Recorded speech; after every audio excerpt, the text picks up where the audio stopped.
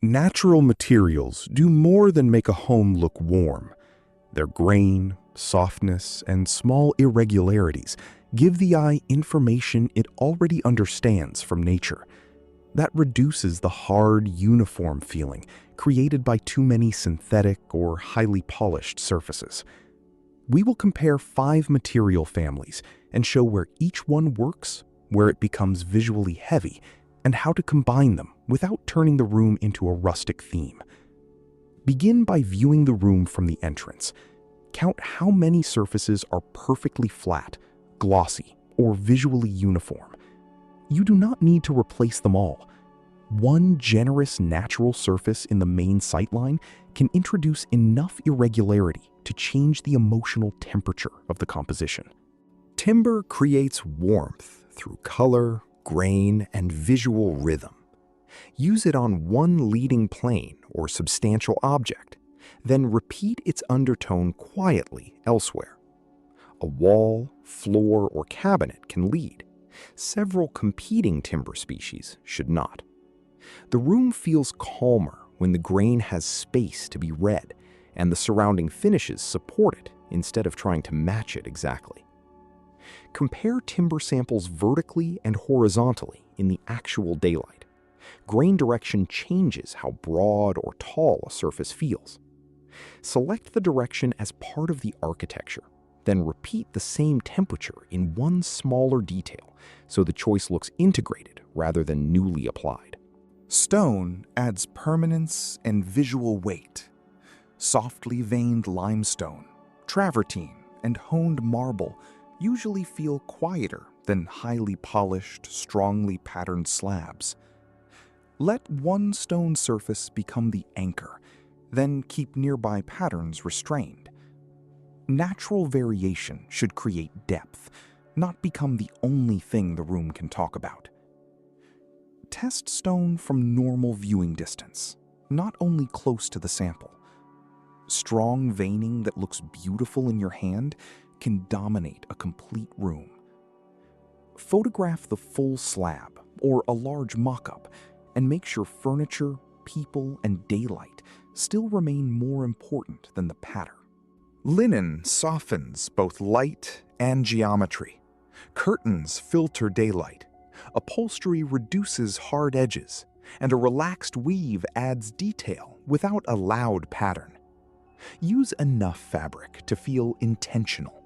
Full curtains, a properly scaled sofa, or one generous bed layer. Many small linen accessories cannot create the same calm because they break the softness into visual fragments. For curtains, measure fullness as well as drop. A thin panel pulled tightly across a window looks functional. Generous fabric that stacks and falls cleanly looks architectural. Keep the track quiet and let the textile soften the opening without covering the room's strongest source of natural light. Wool gives the floor and furniture a quieter, tactile base. A correctly scaled wool rug connects a seating group, absorbs sound, and reduces the contrast between separate pieces. Choose a texture that remains readable from normal viewing distance, and keep the color related to the room's fixed undertones. The material should anchor the composition, rather than float beneath one object.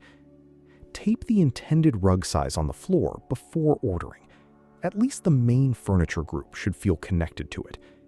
Then compare the taped outline in a photograph. The correct scale often creates more calm than changing the rug's color or choosing a more expensive weave. Clay, lime wash, and mineral plaster create depth through tiny changes in tone. They are especially effective on large, quiet surfaces where flat paint can feel visually thin. Keep the application controlled and let daylight reveal the texture. If every wall has a strong, handmade effect, the room loses hierarchy. One leading plane is often enough. Order a large sample and observe it from morning to evening. Mineral surfaces change character as light moves across them.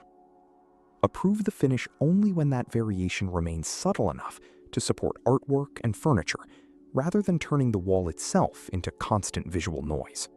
The materials feel coherent when they share an undertone and have different jobs. Timber can bring rhythm, stone can add weight, linen can filter light, wool can anchor the floor, and plaster can soften the architecture. Do not give every material equal contrast. Choose a leader, 2 supporting textures, and let the rest become background. Build a 5-sample board and remove the 2 loudest samples. The remaining relationship is often stronger. A sophisticated palette is not the one with the most beautiful individual finishes. It is the one where no finish needs to fight for permission to belong. Natural does not automatically mean calm. Too many grains, baskets, rough surfaces, and beige samples can feel busier than a simple synthetic room. Start with the materials already fixed in your home.